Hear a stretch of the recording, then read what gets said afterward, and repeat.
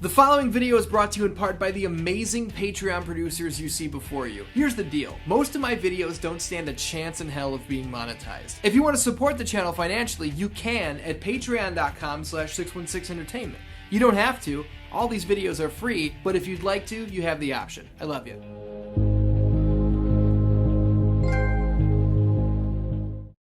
Few things can drive a person to madness faster than trying to answer our world's unsolvable mysteries. Are we all alone in the universe? Where did we really come from? Does our consciousness continue to exist in some way after our physical bodies expire? These are the queries that keep us awake at night, tossing and turning, spoiling our short windows of repose before our minds have even begun to rest. The next morning, the sun inevitably rises once more, vanquishing the cover of night where we'd hidden our dreams. How can we all exist so peacefully knowing that everything we see around us, everything we know, equates to less than a grain of sand in a vast, infinite universe full of inexplicable wonders? There are so few things in this life we can actually be certain of. Chief amongst these universal truths is that as long as professional wrestling exists, idiot fucking morons will attempt to copy it in their backyards. Backyard wrestling is something we all took part in back in the day, right? Just a few seconds ago, I said that idiot fucking morons copy wrestling in their backyards. And that's not me pointing the finger of blame. I fell into that category too. I have a vivid memory of being 11 years old and climbing my dad's steel painter's ladder in my backyard. I was holding my foam Intercontinental title and I shouted to my buddy Tim, "We'll have a ladder match. I'll hang the belt on this line." He goes, "Is that a power line?"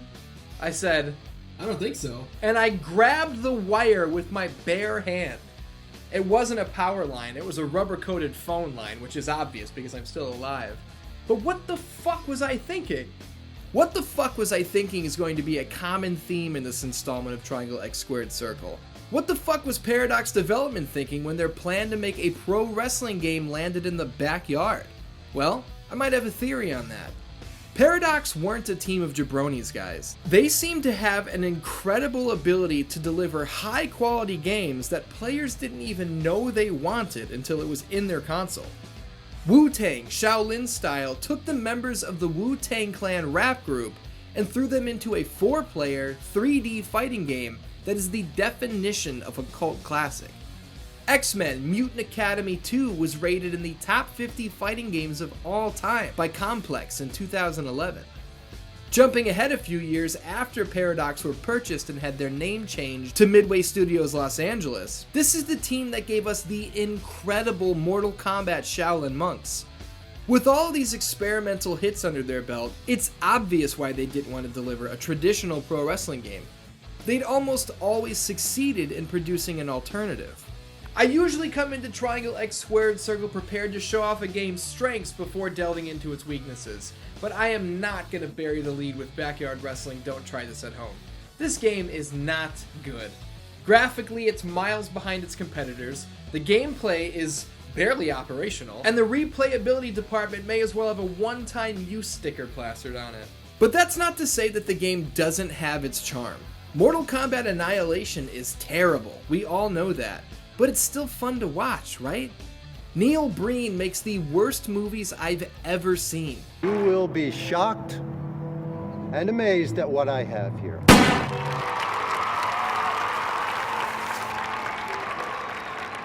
But somehow that makes them some of the best movies I've ever seen. I can't believe you committed suicide. I cannot believe you committed suicide. How could you have done this? How could you have committed suicide? Backyard Wrestling Don't Try This at Home is not a complete waste of time is what I'm getting at. Take the main attraction for example, which is called Talk Show Mode. Before stepping into each level and doing battle with a series of opponents, we're shown a clip from a Maury Povich-esque morning show. Each cutscene features guests explaining why backyard wrestling is the scourge of our nation, through their own personal horror stories of being caught in the crossfire. So what's the problem? Backyard wrestling, that's the problem. I've got grill marks on my face. Oh my God. This is just the tip of the iceberg. We'll be right back. Talk Show Mode is clever, I'll give them that. It's just a shame that this creative and original idea was wasted on such a mediocre final product. There are 7 unique stages at our disposal when it comes to where we can wreak havoc. I know what you're thinking. 7 stages? I thought this was backyard wrestling. How many kinds of backyards are there in the world? Well, there are more than just backyards, DanDans. The first stage is the OG, sure, an actual backyard, complete with tables to break, a roof to jump off, a mattress to light on fire, and a fat hamburger grilling hillbilly who will smack you with a spatula if you get too close. But it builds from here. Up next, the truck stop. Explosive gas tanks? Check. A 30-foot water tower from which we can throw our opponents? Check. If you knock over the carefully parked motorcycles, WWE superstar Sheamus emerges from the bar. And if you're not careful, that oddly placed stack of hay bales will ignite with the fury of 1,000 neckbeards. The slaughterhouse is third on the docket, and while we don't have any tables to break or barbed wire to roll around in, we can bash our opponent with the severed leg of a cow. I don't like this. I do like the cameo of the prison fan stage fatality from Mortal Kombat 4 though. Jesus Christ. The Gentleman's Club sucks. There's not much interactivity to be had here, and I feel as though the same can be said for the mall. But the mansion is where it's at. Yes, I would like to light that table on fire, and yes, I would like to slam my opponent through it. Climb the scaffolding and fight atop the music stage? I thought you'd never ask. Last but not least, we've arrived at the talk show set. The gigantic television on stage is destructible, as are the walls of the set itself. On the coffee table lies barbed wire bats, light tubes, and off to the side, there's a 25-foot high lift perfect for inflicting pain on our opponent. I'll continue to give credit where it's due. Several of the stages are designed well and are super interactive. The issue is that these sandboxes just aren't fun to play in. The controls in backyard wrestling are my balls. Let's put it like this. The Aki engine from WCW NWO Revenge and WWF No Mercy is near perfection. Within minutes, you understand as a player what you're supposed to do and how you're supposed to do it. The controller becomes one with your hands, and pulling off finishers and climbing the ropes comes as naturally to the player as taking blood money from murderers comes to WWE. Picking up and playing backyard wrestling is like trying to perform Stairway to Heaven on a harp while wearing 16-ounce boxing gloves. It's pure shit. Initiating a grapple is done by pressing the circle button. That seems easy enough, right? That's exactly how it's done in the SmackDown games. The only difference is that in said SmackDown games, the characters don't run around like they've snorted a pile of PCP the size of Spike Dudley. There is no walking in backyard wrestling. It's all sprinting. When a developer is able to take the simple concept of human movement and contort it into some Fear and Loathing-esque carnival ride freak show of broken motor skills, you know you're playing a bad game. The finishing moves are pretty cool though. It's time to put that hate straight. When it comes to playable characters, Backyard Wrestling's roster packs a variety of a box of rainbow-colored hammers. The combatants all have their own unique appearance, but they all do the same goddamn thing. Every character moves at exactly the same speed, regardless of their size. They may have different slams and strikes programmed to the circle and square buttons, but they all inflict the same amount of damage. Let's go down the list though. We've got independent wrestlers here like MDog20, aka Matt Cross. The underground hardcore scene is represented by the likes of Madman Pondo, and who could forget ECW legend Sabu? As you may have inferred from the footage you've seen so far, yes, the ICP are here as well. Not only do Shaggy 2 Dope and Violent J grace the roster as playable characters, but their music is all over the game's soundtrack. Say what you will about the Insane Clown Posse, but several of the tracks they licensed for this game are hilarious. What can you do with the drunken hillbilly? Cut his fucking eyes off, feed him to his head. Millie, willy, chicken neck, chicken hunt. Gotta love it, hit him with the 12-gauge bucket. Chicken nuggets. Honestly, too, I'm not an ICP guy at all, but growing up, the juggalos I went to school with were always made fun of. Don't do that. Be nice to each other. On the topic of soundtrack, though, goddamn, we've got some big names here. Anthrax, CKY, Sepultura, Rancid, Andrew WK, Sum 41, Bowling for Soup, Dropkick Murphys, goodness me. The game boasts tons of variety from some heavy hitters. With all of these tools at their disposal though, it does beg the question as to why every single one of the game's menus repeats the same 5.5 second loop over and over.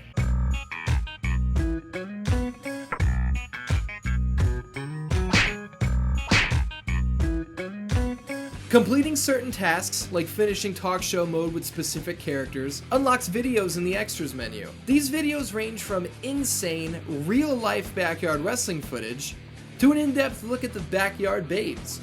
This game released in 2003. I was 12 years old, and I watched this video a good handful of times. I don't. Maybe the best or worst unlockable video covers a promotional event for the game. MDog20, Josh Prohibition, Madman Pondo, and Rude Boy all wrestle to put on a show.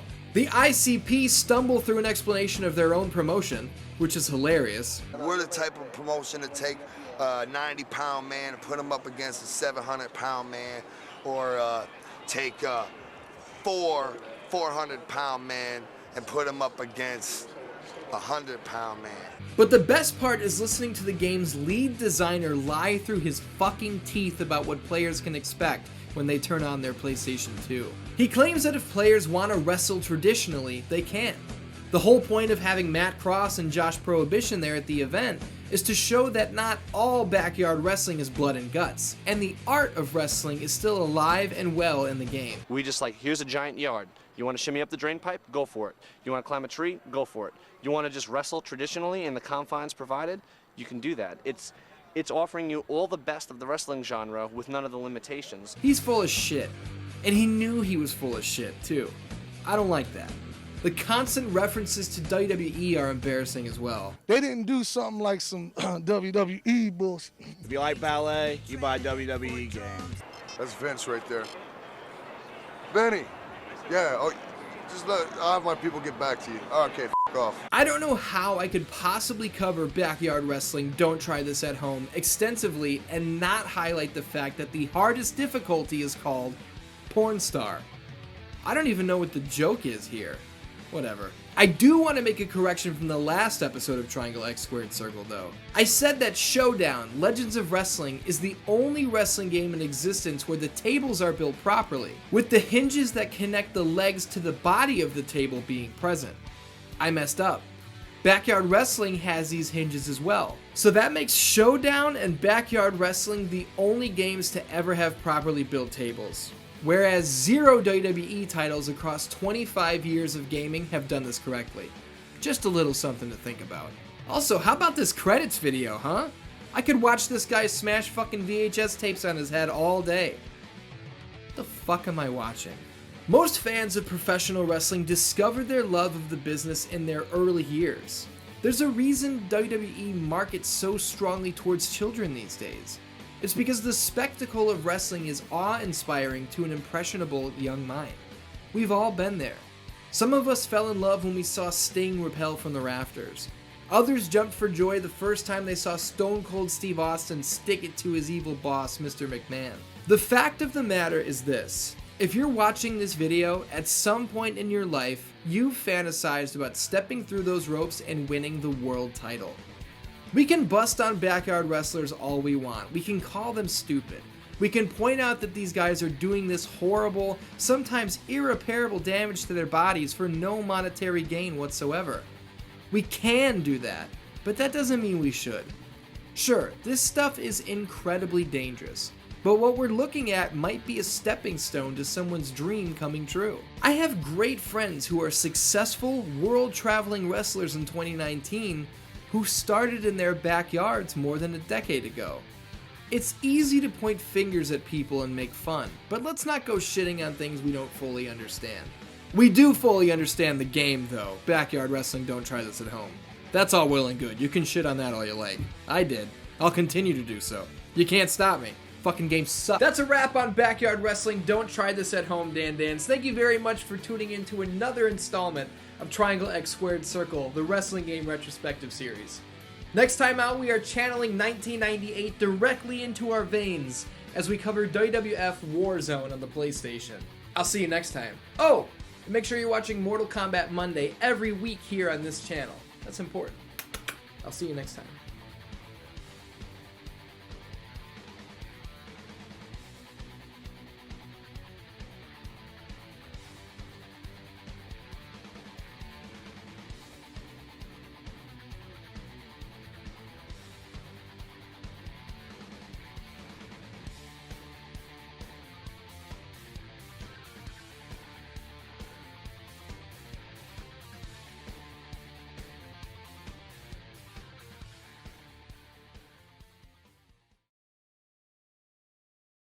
I just got a comment on the History of WCW full movie that says, "Did you just bleep Chris Benoit, prick?